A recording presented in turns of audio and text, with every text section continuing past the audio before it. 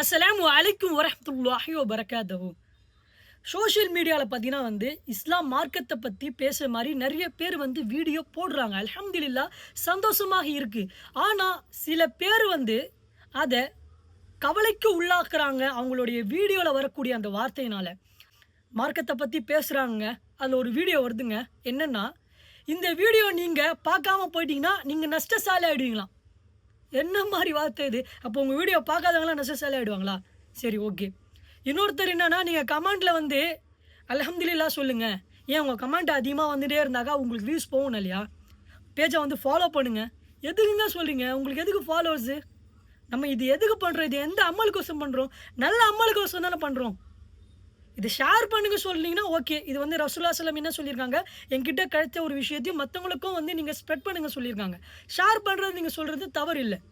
அதை விட்டுட்டு எல்லாமே சொல்லி முடிச்சுட்டுக்கம்மா ஒரு துவா சொல்லுவாராம். அந்த துவா சொல்லி முடிச்சுட்டுக்கம்மா ஏன் அவரே அந்த வீடியோவில் தமிழ் அர்த்தத்தை போட்டுடலாம்ல. அது போடாமல் உங்களுக்கு இதோடைய தமிழ் அர்த்தம் வேணும்னா நீங்கள் கமெண்டில் துவான்னு பண்ணுங்க. எதுங்க சுத்த விடுறீங்க மக்களை? நீங்கள் அழகாக தமிழ் அந்த துவா அப்படியே எடிட் பண்ணி போடலாமே. சில பேர் எப்படி இருக்காங்கன்னா, தாவா படி பேசுகிறாங்க, தீன் படி இருக்காங்க. ஆனால் அவங்களுடைய ப்ரொஃபைலில் போய் பார்த்தீங்கன்னா பேக்ரவுண்ட் மியூசிக்கோட சில வீடியோ போடுறாங்க. அல்லாஹு அக்பர். ஆனால் சில பேர் நல்ல முறையில் தாவா பண்ணுறாங்க. இவங்க எப்படிப்பட்டவங்கன்னா ஹாலிம்ங்க. இவங்க மார்க் அறிஞர்கள்.